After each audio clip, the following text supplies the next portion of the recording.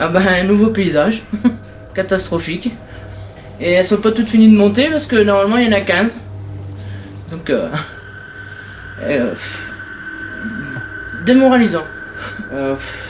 Ça tue tout, ça tue la nature, ça tue...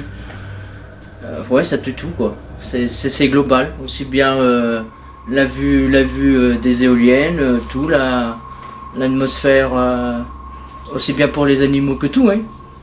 Bon, enfin, vous, quand vous découvrez ça tous les matins, J'essaie de plus trop y penser, parce que ça tape un peu sur le moral quoi. et au niveau de la santé, vous êtes inquiète pour votre santé? On essaie de pas y penser. Je pense que moi je vis le jour, j'essaie de plus penser à rien. Je vis le jour. Allez, pays. Votre sentiment aujourd'hui? Très stressé. C'est-à-dire? Avec tous ces parcs éoliens qui sont en train de se faire autour de ma ferme. Déjà c'est une catastrophe. Là on attend le pire qui va arriver au mois de novembre avec la mise en route de 15 éoliennes en plus. Donc là on a perdu pas mal d'animaux. Donc là ce qui va se passer ça sera que pire, ça va se multiplier. Parce qu'aujourd'hui on en a déjà 18, plus 15 éoliennes qui vont se faire. Ça va être une catastrophe.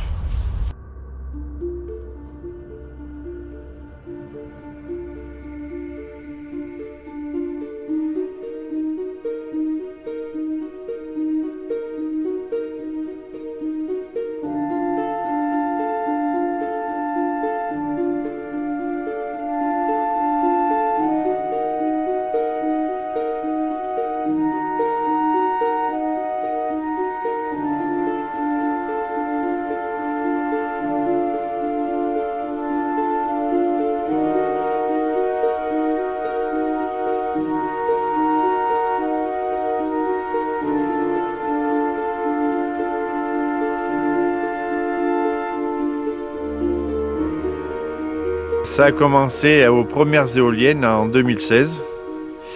Et après, quand ils ont fait le deuxième parc en 2018, et c'est arrivé d'un seul coup. Avant, ça se passait super bien.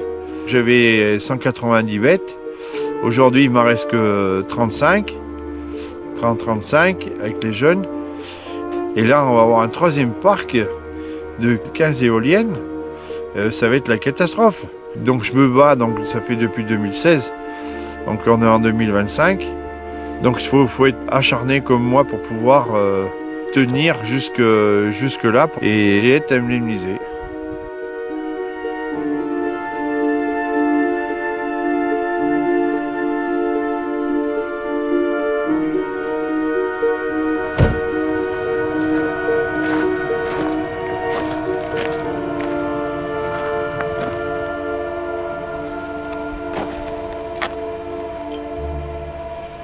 Alors c'est une de plus? C'est une de plus, oui. Et en plus, avec là, il y a une grosse quantité. Donc sur la commune, on en a 15, sur la commune de Tortebesse. Qu'est-ce que vous en pensez? Moi, ça va être une catastrophe pour l'élevage, pour la nature, pour tout ce qui est vivant. Après, ils les mettent entre des antennes relais.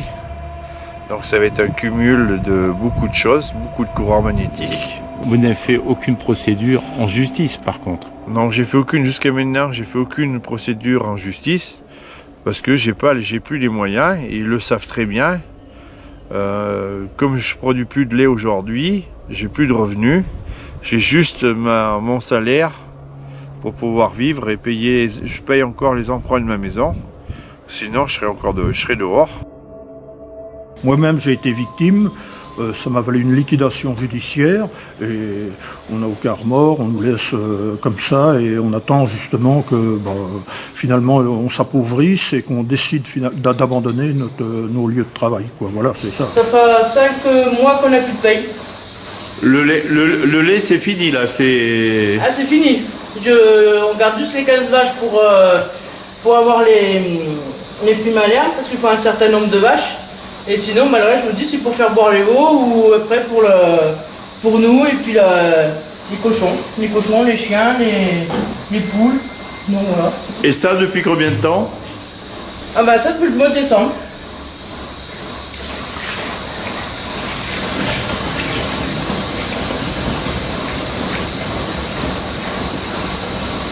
Et sinon, le reste, quand il y en a de trop, il va dans la fosse.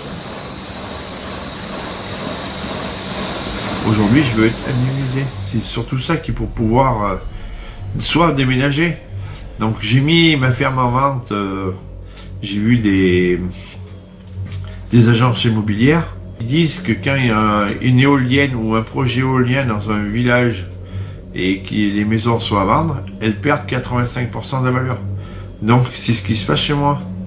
J'ai fait estimer ça pour la SAFER. Moi je voudrais ma ferme, elle valait au moins 1 million d'euros. Ils m'ont estimé à 160 000 euros. C'est vraiment, s'ils se foutaient pas de ma gueule. Donc je leur ai dit de marquer noir sur blanc, mais comme c'est encore un service de l'État, la SAFER, ils ne veulent surtout pas.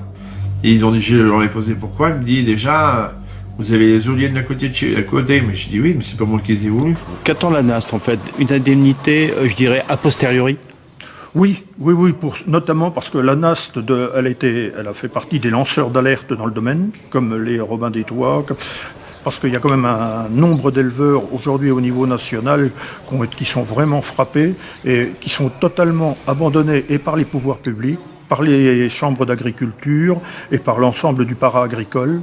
Et donc ça, aujourd'hui, dès qu'un éleveur est confronté à des problèmes, on s'aperçoit qu'il faut aussitôt intervenir. Il est temps que les pouvoirs publics interviennent dans de telles circonstances. Voilà.